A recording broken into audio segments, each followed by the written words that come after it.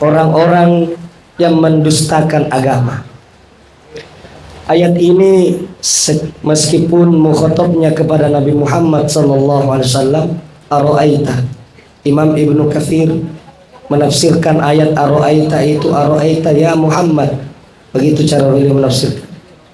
Meskipun mukhatabnya ini kepada Nabi Muhammad SAW, tetapi di dalam ulum Quran itu ada kaidah seperti ini. Al-ibrah bi umumil lafzi laisa bi khususis sabab. Pelajaran diambil itu dari umumnya lafaz, bukan dari khususnya sebab. Nabi Muhammad disampaikan kepada Allah, "Yattara'a alladzina yura'un wa yamna'unal ma'un." Pendusta agama itu memiliki sifat riya, selalu mau dilihat, ya. Dan yang lebih parahnya lagi, yamna'unal ma'un. Mereka mencegah orang dari berbuat baik. Kalau ada kodam preman-preman masuk ke masjid, jangkik larang. Siapa tahu mami tobat. Iya, sangka baik dulu.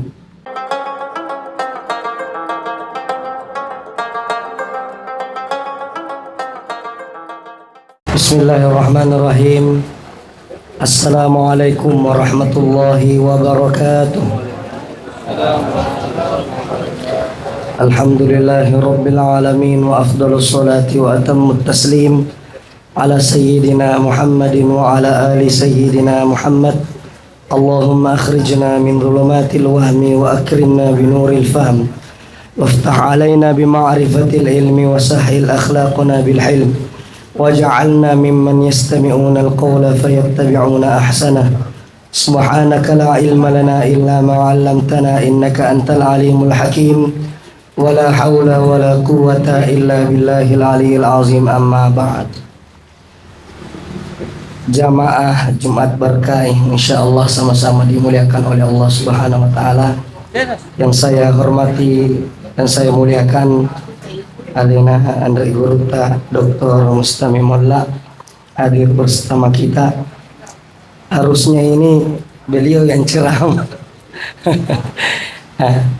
Tapi sekarang yang diamanakan santrinya. Hadir bersama kita juga orang tua kita, Bapak Haji Sofyan Hasim, Masya Allah, Alhamdulillah. Dan orang tua aku semua, para ustadz, para kiai, para alim ulama yang tidak sempat saya sebutkan namanya satu persatu, tapi tidak mengurangi rasa hormat saya kepada beliau semua. Mudah-mudahan kita semua mendapatkan keberkahan dari Allah Subhanahu wa ta'ala. Jadi saya tidak terlalu mengkaji seperti pertemuan-pertemuan yang lalu, karena saya yakin jamaah Warkop Doktor ini rata-rata kalau syariatnya aman-aman nih semua. Jadi sekarang kita bukan membahas tentang harga, tapi kita mau membahas tentang kualitas. Orang yang memiliki ekonominya itu menengah ke bawah, itu selalu cerita tentang harga. Beli sepatu selalu cari yang murah-murah. Nah, bilang yang penting bisa dipakai dulu. Sedangkan orang yang punya penghasilan menengah ke atas itu selalu bercerita tentang kualitas. Tidak nak pikir nih lagi harganya. Yang penting kualitasnya bagus. Jadi beberapa pun harganya pasti dia beli, karena dia melihat kualitasnya. Begitu juga dengan orang kepada Allah Subhanahu wa ta'ala. Orang yang tingkat ma'rifahnya kepada Allah Subhanahu wa ta'ala menengah ke bawah, itu selalu transaksional. Apa itu transaksional? Dia bilang, kalau saya sholat subuh apa saya dapat? Selalu kejar pahala. Bukan berarti tidak boleh kita kejar pahala, tetapi di situ toseng makomnya dia.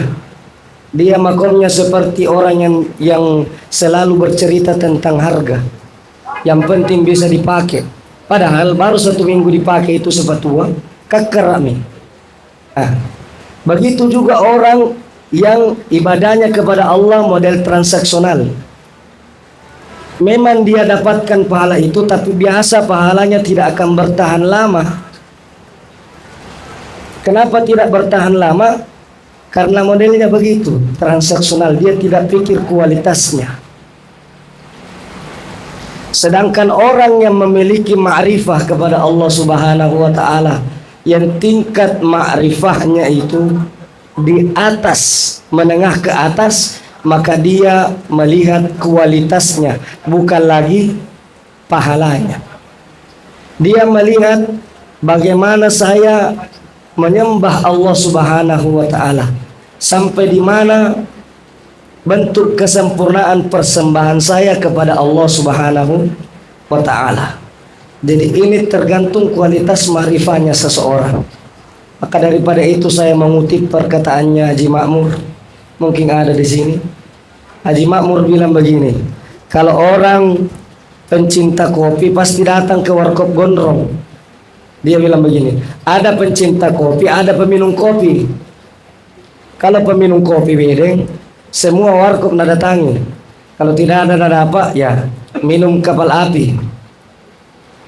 Sedangkan pencinta kopi pasti dia tahu itu rasa khasnya kopinya warkop Gondrong.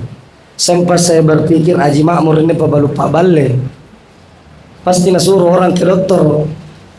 Tapi sekarang saya sudah coba kopinya, memang tahu luar biasa. Jadi itu adalah tingkat kualitas. Nah, begitu juga seseorang kepada Allah Subhanahu wa ta'ala. Kualitas ubudiyahnya seseorang dilihat dari bagaimana dia menghadap kepada Allah Subhanahu wa ta'ala. Maka Allah Subhanahu wa ta'ala berfirman di dalam Al-Qur'an, A'udzubillahi minasyaitonir rajim. Bismillahirrahmanirrahim. Ara'aital ladzi yukadzibu biddin. Tidakkah kalian memperhatikan orang-orang yang mendustakan agama? Ayat ini meskipun mukhatabnya kepada Nabi Muhammad SAW, Ara'aita. Imam Ibnu Katsir menafsirkan ayat Ara'aita itu, Ara'aita ya Muhammad. Begitu cara beliau menafsirkan. Meskipun mukhatabnya ini kepada Nabi Muhammad SAW, tetapi di dalam ulum Quran itu ada kaidah seperti ini. Al-ibrah bi umumil lafzi laisa bi khususis sabab. Pelajaran diambil itu dari umumnya lafaz, bukan dari khususnya sebab. Nabi Muhammad disampaikan kepada Allah, tidakkah engkau melihat wahai Muhammad para pendusta agama? Siapa para pendusta agama itu? Fadzalikal ladzi yad'ul yatim. Jawabannya adalah orang pendusta agama adalah mereka yang menyanyiakan anak yatim. Terkadang banyak biasa di antara kita ada saudaranya, tetangganya, kerabatnya meninggal dunia kedua orang tuanya. Akhirnya keluarganya terlantarkan itu anak-anak kasihan. Nah bilang bawa ke panti asuhan, nanti di sana diurus. Karena dia punya sifat al-malasu wal kutu'u, dia tidak mau urus ini anak-anak, akhirnya bawa ke panti asuhan. Padahal ini orang berpotensi dikena sifat pendusta agama.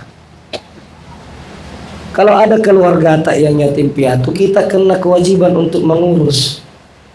Tapi ada biasa orang tua bilang 60 tahun ke atas, bilang Ustaz saya ini yatim piatu. Bilang bukan mau yatim piatu, kau bisa mau cari uang, cari makan sendiri. Itu anak yatim, anak yatim piatu yang tidak bisa cari makan sendiri, belum bisa mendapatkan penghasilan sendiri. Kita berkewajiban untuk mengurus mereka. Kalau kita tidak mengurus mereka, maka kita termasuk orang-orang pendusta agama. Sifat kedua orang-orang pendusta agama itu wala yahuddu ala tu'amil miskin. Tidak mau memberi makan orang miskin. Terkadang ada orang umur tiap tahun, tapi ada tetangganya mati kelaparan. Dia mendahulukan yang sunnah dibandingkan yang wajib. Dia umroh tiap tahun, tapi ada tetangganya yang tidak menyambung pendidikan, tidak bersekolah karena tidak ada uangnya. Umrohnya ini ada potensi tertolak di sisi Allah Subhanahu wa Ta'ala, karena ada kewajiban yang lebih besar dia tinggalkan. Kalau kita berumrah tiap tahun, haji tiap tahun, itu berpotensi ria. Kenapa berpotensi ria? Karena Allah bilang sendiri begini, wa atimul hajja wal umrata lillah. Sempurnakan haji dan umrah itu karena Allah Subhanahu wa Ta'ala. Kalau sholat tidak ada kalimat aqimus sholata lillah. Kalau puasa kutiba alaikumus syiyam lillah. Kalau zakat juga tidak ada atuz zakata lillah. Yang ada di dalam Al-Quran, wa atimul hajja wal umrata lillah. Kerjakanlah haji dan umrah itu lillah, semata-mata karena Allah Subhanahu wa Ta'ala. Sebab Imam Baghawi menyatakan di dalam tafsirnya Ma'alimut Tanzil, orang yang mengerjakan haji dan umrah itu potensi riaknya besar, potensi sombongnya besar, ya. Apalagi kalau baru pulang datang suci ditanya, dari lagi umroh dengan haji, dia bilang, iya alhamdulillah di sana luar biasa, saya 12 kali mau umroh, ayolah busumbang alaiya. Nah, potensi riak dan sombongnya besar. Kita selalu berpikir umroh tiap tahun yang potensi diterimanya kecil, tapi kita tidak pernah berpikir bagaimana bisa mengumrohkan orang tiap tahun. Mengumrohkan orang tiap tahun punya potensi diterima besar. Apalagi yang kita umrohkan ahli ibadah, ya, yang munajat tawajuhnya kepada Allah Subhanahu wa Ta'ala, kita umrohkan mereka. Ada juga orang umroh tiap tahun, tapi ada tetangganya tidak makan, ada tetangganya tidak sekolah. Alih kami itu umroh tak, ya biaya umroh tak ke situ, kasih sekolah anaknya orang yang miskin yang tidak mampu, kasih makan orang yang tidak mampu beli makanan, alihkan ke sana. Nah, kalau sudah kita lakukan itu, nah masih ada walebina mau juga berangkat, silahkan. Tapi kalau pas-pasan lebih baik lakukan seperti itu. Tidak usah kita capek-capek berangkat tiap tahun ke sana, ke tanah suci. Allah di Makassar sama aja Allah tonji di Mekkah. Allah di Madinah, Allah tonji di Makassar. Cuman ada namanya Fadailul Makkah wal Madinah. Ada keutamaannya, tempatnya di Makkah dan di Madinah.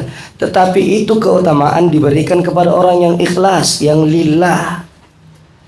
Karena ada juga selebgram, ada tiktokers, ada youtubers, itu kerjaannya ke sana cuman pergi booking hotel, kemudian di sana main-main, santai-santai, tidak bermunajat di hadapannya Ka'bah.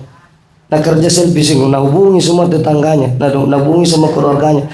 Dia bilang ada mak di depan Ka'bah selfie, tidak berdoa. Ada lalu sarah-sarahnya, nah bilang sama temannya, foto kak dulu, baru langkah kita ngana. Di sini. Yang foto depan Ka'bah angkat tangannya seperti itu. Jadi ini berpotensi mendapatkan sifat pendusta agama. Dia tidak mau memberi makan orang miskin.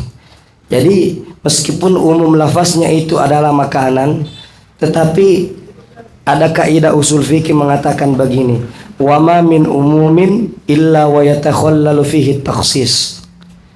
Tidak ada perkara yang umum kecuali di dalamnya ada sesuatu yang khusus. Pendidikan juga itu termasuk makanan, tetapi bukan makanan jasmani, makanan rohani. Kita kasih sekolah orang. Kalau kita punya perusahaan, pekerjakan orang-orang miskin. Kalau kita punya kekuatan, bantu orang-orang yang lemah. Yang pejabat seumpama ada orang yang mau dibantu, bantu. Mentang-mentang kodon tidak ada anunya, pak lapak nah tidak mau na bantu. Nah bilang apa tonji kau, pas sapu-sapu jalan jago, tukang pungut-pungut sampah jago, tidak mau na bantu. Padahal ada perkaranya ini, kasihan. Yang kalau lolos perkara itu bisa berubah kehidupannya, tapi karena dia tidak dapat, tidak ada balasan baliknya, tidak mau na bantu orang. Ini termasuk wala yahuddu ala tu'amil miskin, tidak mau menolong orang lain, tidak mau menolong orang-orang miskin. Sifatnya sahabat radhiyallahu taala anhum ajmain itu selalu kita baca setiap Jumat subuh. Itu di surat Al-Insan, wa yut'imuna ala hubbihi miskinan wa yatiman wa asira. Sifatnya sahabat itu suka memberi makan kepada orang miskin, kepada anak-anak yatim, bahkan kepada orang kafir sekalipun. Itu dikasih makan oleh para sahabat radhiyallahu taala anhum. Karena mereka takut tertimpa sebagai pendusta agama. Jadi usahakan bapak-bapak di sini cerdas di dalam beramal. Maksudnya cerdas di dalam beramal begini. Dia bangun masjid 3 miliar. Harusnya 2 miliar jadi itu masjid kah? Tapi dia mau kasih cantik. Akhirnya 3 miliar ongkosnya. 3 miliar ongkosnya besar itu masjid, tidak ada orang di dalamnya. Bagaimana orang mau masuk ke masjid? Nah lapar ke? Mau makan. Akhirnya yang dia dahulukan itu bagaimana bisa cari uang, bisa makan. Jadi biar diceramai, orang yang paling payah diceramai itu orang miskin, Pak. Jangan ke ceramah terlalu tinggi, tidak ada dengar ki. Tapi coba membawa sebentar makan coto dulu, baru kita bilang sebentar ikut kau sama saya sholat duhur. Nana bilang iya, biar lagi sampai na duhur berikutnya datang jak juga. Kalau dikasih makan orang dulu. Tapi kalau diceramai, nampak tau cipur diceramai, masuk telinga kanan keluar telinga kiri. Jadi kualitasnya amal tak mau kita perbaiki. Jadi tidak usah lagi seperti ibadahnya orang transaksional, selalu pahala terus. Jangan mau kepikirkan pahala itu, Allah sudah pikirkan itu. Berdosa Allah kalau tidak nak kasih ki pahala. Bahkan Allah tidak akan membiarkan tangan ketika seorang hamba mengangkat tangan, Allah tidak akan biarkan dia sia-sia. Bahkan Allah yaghdab idza lam yas'al. Allah akan marah kepada seseorang kalau dia hambanya itu tidak minta kepada dia. Jadi jangan makin pikirkan itu. Tapi ada faedahnya Ustaz. Hadis Nabi ini cocok ya, hadis Nabi itu hadis untuk memotivasi supaya lebih ikhlas kita di dalam beramal, lebih lillah kita di dalam beramal. Kita bersedekah tujuannya layang kusul mal bis sedekah, kata Rasul. Tidak akan habis harta dengan banyak bersedekah. Itu motivasinya Rasul. Tetapi intinya di situ kita memberikan harta minallah ilallah. Harta yang kita infakkan itu dari Allah dan kembalikan juga kepada Allah. Jadi kita ingin ibadat ini, solat, puasa, zakat, haji, dan seluruh ibadah-ibadah yang lain itu lillah. Bagaimana semuanya itu bisa lillah? Bisa karena Allah, bukan karena selainnya. Allah mengatakan dalam firman-Nya, "Wa ma umiru illa liya'budullaha mukhlishina lahuddin." Allah tidak memerintahkan kalian mengerjakan satu amalan ibadah kecuali Allah mau kalian ikhlas di situ. Memang ikhlas ini tidak gampang, Pak. Sebab agama kita ini bukan cerita-cerita. Agama kita ini adalah pengamalan. Siapa yang paling banyak amalnya, itulah yang paling banyak agamanya. Siapa yang paling banyak ceritanya, itulah yang paling sedikit agamanya. Contoh, ada orang tak cerita apa Sidratul Muntaha di dalam dirinya. Dia bilang itu Sidratul Muntaha ada di dalam derita. Dia bilang ikau tonjinjo, ikau Allah Ta'ala, naki Allah Ta'ala. Tinggi sekali ceritanya. Sekali nabam masih katena lampah, tenagyo-gyo. Jadi dia cuman mengungkapkan agamanya fi afwahihim, di dalam lisannya, laisa fi qulubihim, tidak ada di dalam hatinya. Yaquluna ma la fi qulubihim, dia mengatakan sesuatu yang tidak ada di dalam hatinya. Azam di masjid. Padahal tadi ini kita duduk di warkop dari jam 7 sampainya jam 11. Mengaji-ngaji mesti dipanggil sama Haji Makmur. Dia bilang Haji Makmur, ayo pergi sholat dulu, sholat duhur. Dia bilang iya duluan mako. Duluan mako biar. Sendena ditanya gitu, amba mengandra deh alum pariolo. Karena kita hanya melihat zahir. Bagaimana kita tidak melihat zahir? Sebab dari anak-anak begitu terus amalan tidak mau meningkat. Kita tidak mau cari guru spiritual yang membimbing hati kita ini untuk menuju kepada Allah Subhanahu wa taala. Karena kaidahnya seperti ini, asy-syaikhu babuka ila rasul. Guru itu pintumu kepada Rasul. Kau mau makrifah kepada Rasul, harus ada guru yang memperkenalkan kamu siapa Rasulullah. War rasul babuka ilallah, dan Rasul itu adalah pintumu sampai kepada Allah. Jadi kualitasnya yang kita mau, bukan lagi nilai-nilainya, karena itu sudah dipikirkan Allah. Itu sudah dipikirkan Allah. Jangan maki lagi ambil ke pekerjaannya Allah. Banyak hamba itu mau ambil pekerjaannya Allah. Jangan maki ambil ke pekerjaannya Allah. Contoh, salah satu Nabiullah, Nabi Sulaiman alaihi salam. Dia mau ambil sedikit pekerjaannya Allah. Allah itu kan Ar-Razzaq, pemberi rezeki. Jadi Nabi Sulaiman ini karena merasa kaya, ya, bilang banyak sekali hartaku ini. Dia minta kepada Allah, ya Allah, saya mau kasih makan hamba-hambamu ini satu hari mau kodong. Ya. Nabi bilang mau tahu nggak, coba bagaimana caranya kamu memberikan rezeki kepada hamba-hambamu. Allah berfirman, innaka la tastati'. Kamu tidak akan mampu. Bukanlah pakai lan, ya.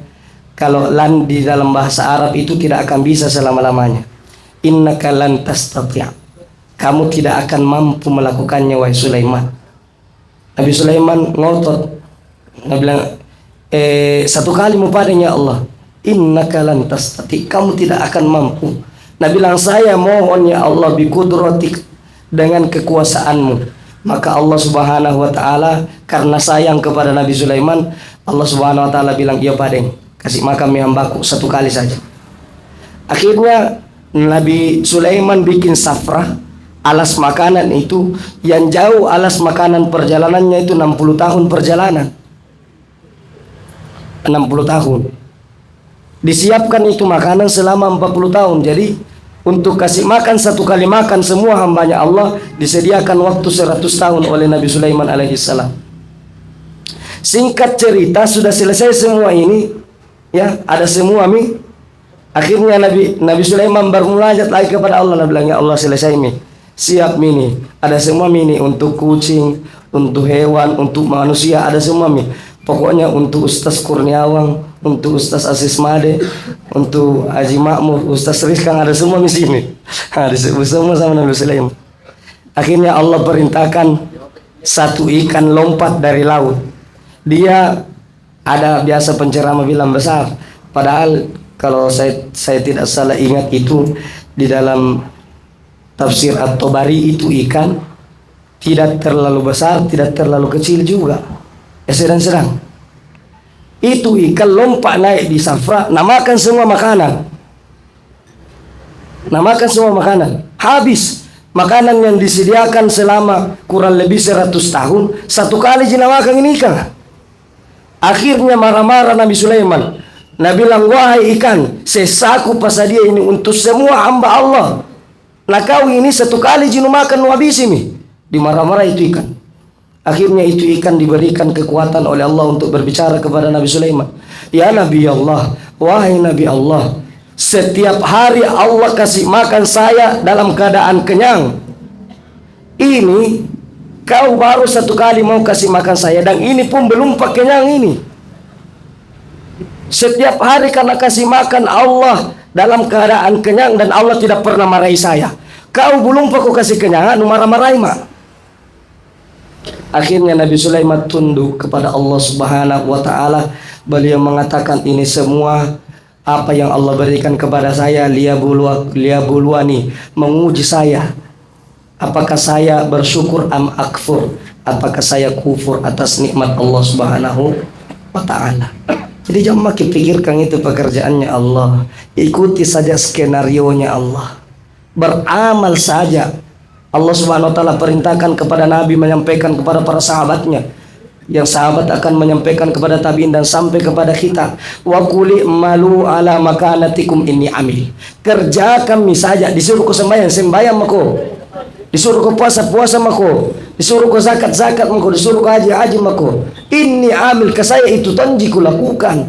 Sebab la yadkhulul jannah ahadukum, tidak akan masuk ke dalam surga salah seorang di antara kalian bi'amalihi, dengan amalnya, wala ana, sekalipun saya, kata Rasul. Jadi nanti kita ini tidak ada yang masuk surga menggunakan melalui amalnya, karena pasti gagal ki, pasti tidak lulus ki kalau diperiksa amal tak. Bebas tes jadi juga, tapi bebas tes masuk neraka. Nah, kalau diperiksa melantar, tidak ada melantar. Apa yang kata Rasul? Biar saya juga tidak masuk surga karena amalanku, illa birahmatin minallah, kecuali kita masuk dalam surga karena rahmatnya Allah Subhanahu wa ta'ala. Jadi pikirkan kualitas amalan tak, supaya kita mampu lebih dekat lagi kepada Allah Subhanahu wa ta'ala. Fawailul lil musallin, lebih pendusta lagi orang yang sholat. Kenapa? Alladzina hum an sholatihim sahun, mereka terhadap sholatnya sahun, lalai. Tergolong pendusta agama orang menyanyiakan anak yatim, orang yang tidak kasih makan fakir miskin, tergolong pendusta agama. Tapi lebih pendusta agama lagi kalau sembahyang tapi lalai. Dia sholat, tetapi dia andalkan sholatnya. Sepanjang perjalanan ke masjid, semua orang yang tidak pergi ke masjid, Nabi langit tanjak na tongkon jemangi ahli neraka iya.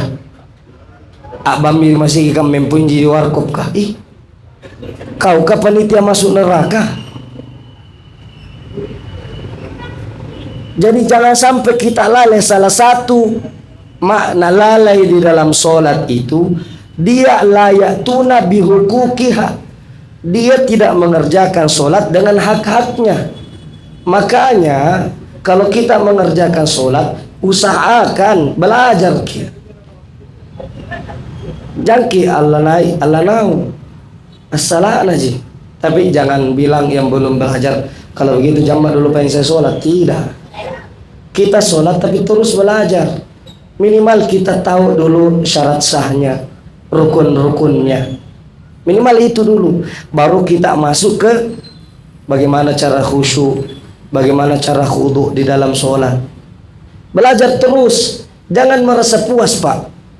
Buktinya orang yang merasa puas dengan amalannya itu kalau pergi sembahyang baru masuk masjid, nali ahli neraka ini.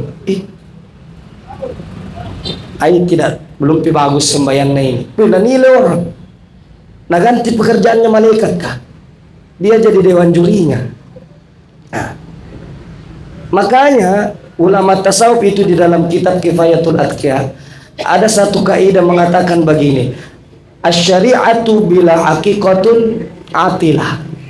Syariat yang tidak disertai ilmu hakikat sia-sia, Pak. Kenapa? Karena syariat itu akan melahirkan kesombongan. Ada orang sembahyang bilang, beru pokok sembahyang enak ke, sudah berapa tahun saya di masjid ini, pokoknya saya pekerjaanku minal bait ilal masjid, pekerjaanku saya dari rumah ke masjid itu terus saya kerja. Baru pokok melahirkan kesombongan, Pak. Kalau kita hanya mengandalkan syariat semata-mata, itu akan melahirkan kesombongan. Merasa dialah yang paling benar sembahyangnya, merasa dialah yang paling bagus bacaannya, merasa dialah yang paling dekat dengan Tuhan. Berapa banyak orang yang merasa dekat dengan Tuhan, tetapi ternyata dia jauh dari Tuhan. Berapa banyak orang yang mulutnya itu seakan-akan ini orang tidak ada perantaranya kecuali satu jengkal saja dengan Allah. Kalau bicara ini orang makrifat sekali nih kapal. Begitu pengamalannya ternyata dia sangat jauh dari Allah Subhanahu wa ta'ala. Jadi jangan andalkan syariat semata-mata, mesti kita belajar hakikinya. Tapi ada juga orang, jangan juga al-haqiqatu bila syariatun, dia ada hakikatnya, tidak ada syariatnya. Kenapa kalau ada orang hakikatnya tidak ada syariatnya? Batilah, sesat. Kalau mahakika orang baru tidak ada syariatnya, pasti sesat sebentar. Kenapa? Karena dia bilang, diajak kita sembahyang, dia bilang, lampa mo. Nak mana mempos sambayan ja. Mana mempos sambayan ji beng? Saya biar ini minum kopi, merokok di sini sambayan ja. Ini kaidah yang kurang tepat. Tapi sebenarnya orang tua dulu tak itu dong, karena belum paham. Dia mengatakan biar duduk sembahyang ji. Itu dia memaknai solat secara bahasa. Karena solat itu lugatan. Solat itu secara bahasa itu ad-doa, doa. Jadi mungkin biar duduk begini, implementasi dalam solatnya dia bawa keluar solat, duduk begini tetap. Kalau kita solat tunduk, dia juga tawaduk di luar solat. Dalam solat baca Quran, dia juga baca Quran di luar solat. Di dalam solat dia zikir, di luar solat dia juga zikir. Itu maksudnya solat tamatap, solat yang tidak ada putusnya. Karena implementasi solatnya dibawa di luar solat. Tapi jangan bahasa begitu. Karena dia malas, tidak mau sholat berjamaah di masjid. Nabi bilang, nak kemana mempos sambayan ja. Innalillahi wa inna ilaihi raji'un. Sholat itu secara istilahan muftatahatun bit takbir wa muhtatamatun bit taslim. Dibuka dengan takbir dan ditutup dengan salam. Itu sholat.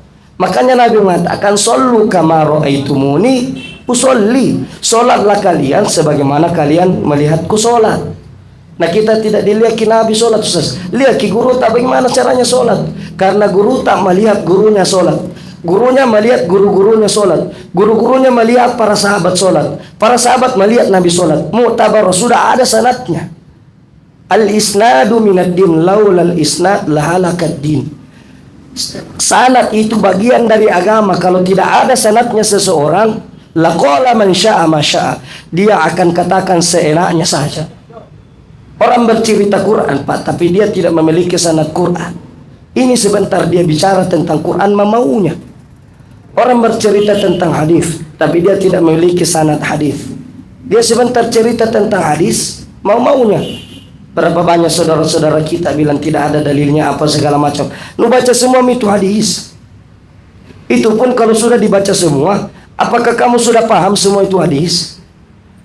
Kutub Sab'ah, kalau cetakan kitab saya itu Darul Ibnu Jauzi, itu kutub Sab'ah, Sahih Bukhari, Sahih Muslim, At-Tirmidzi, Abu Daud, An-Nasai, Ibnu Majah, Muwatta Imam Malik, itu sudah 28.321 hadis isinya.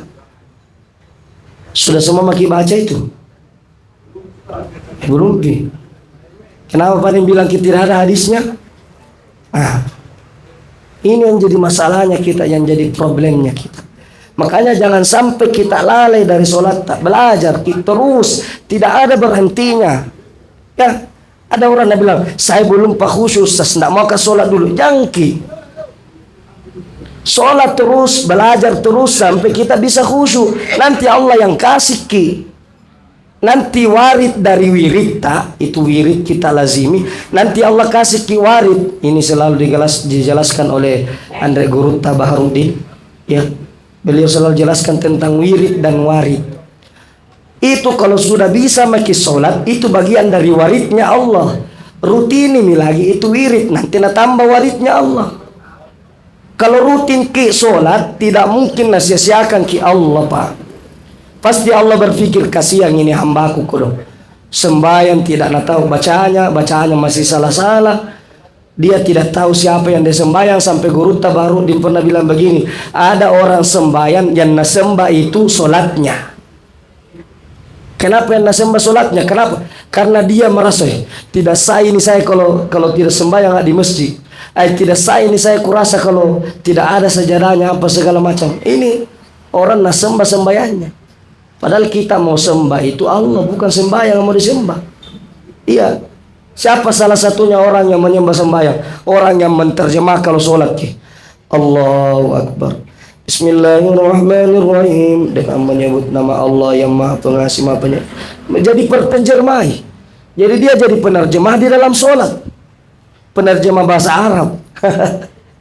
Iya, jadi penerjemah. Padahal itu yang disuruhkan bukan terjemah, maknai.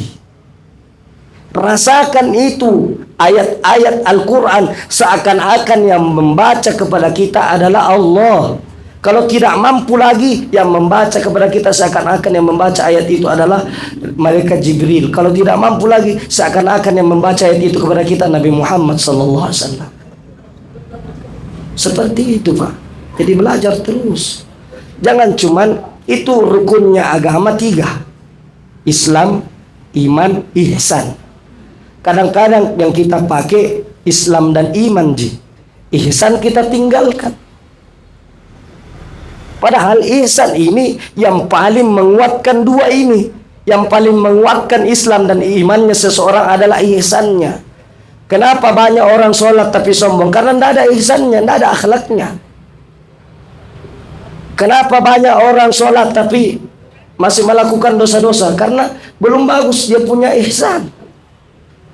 Nah ini yang berbondong-bondong umat Islam tinggalkan ihsannya. Dia berbondong-bondong meninggalkan ihsan sehingga dia menyembah kepada selain Allah Subhanahu wa ta'ala. Pada zahirnya dia sholat, tetapi di dalam hatinya apa nokok-nokokkan. Berapa tahun ini sembahyang dan tidak selesai masalahku. Berapa tahun ini berdoa nah begini-begini jika kehidupanku. Karena dia mau sholat supaya selesai masalahnya. Dia sholat supaya selesai urusannya. Dia sholat supaya selesai perkaranya. Padahal sholat itu mesti semata-mata hanya kepada Allah Subhanahu wa ta'ala. Urusan masalah kemiskinan, masalah keluarga dan sebagainya, nanti Allah yang urus. Ikuti saja skenario-nya Allah. Ikuti rute yang telah Allah Subhanahu wa ta'ala buat, supaya kita tidak salah-salah di dalam menyembah Allah Subhanahu wa ta'ala. Yang terakhir alladzina hum yura'un wa yamna'unal ma'un. Pendusta agama itu memiliki sifat ria, selalu mau dilihat, ya. Dan yang lebih parahnya dia lagi, yamnaunal maun, mereka mencegah orang dari berbuat baik. Kalau ada kodam preman-preman masuk ke masjid, jangkit larang. Siapa tahu mami tobat. Iya, sangka baik dulu. Kalau ada preman-preman datang ke majelis zikir, majelis ilmu seperti ini, jangan kiana anu jinjana boya kopi gratis, anu jina boyan jana si dos kan Jawa, jangan ki. Sebetulnya dia mau belajar, mau berubah, mau memperbaiki diri. Tidak ada yang tahu, Pak. Tidak ada yang tahu kapan Allah Subhanahu wa ta'ala membolak-balikkan hatinya seseorang. Terakhir sekali ini ada satu kisah. Ini masyhur, biasa sudah kita dengarkan. Itu kisahnya Syekh Abdul Qadir Al-Jailani, Sultanul Aulia. Beliau ini, Syekh Abdul Qadir ini adalah rajanya para wali di zamannya. Ada seorang pemabuk dalam keadaan mabuk datang kepada Syekh Abdul Qadir. Dia mengatakan, "Ya Abdul Qadir, wahai Abdul Qadir, Rabbuka Qadir, Tuhanmu Maha Kuasa." Syekh Abdul Qadir mengatakan, "Iya, Tuhanku Maha Kuasa." Pada saat itu Syekh Abdul Qadir Al-Jailani tersenyum. Nah, pada saat itu Syekh Abdul Qadir tersenyum. Kemudian pemabuk ini bertanya lagi, "Ya Abdul Qadir, Rabbuka Qadir." Wahai Abdul Qadir, Tuhanmu Maha Kuasa. Mulai pucat mukanya Syekh Abdul Qadir Al-Jailani. Pertanyaan yang ketiga, beliau mengatakan, "Ya Abdul Qadir, Rabbuka Qadir." Wahai Abdul Qadir, Tuhanmu Maha Kuasa. Menangis tersungkur Syekh Abdul Qadir Al-Jailani.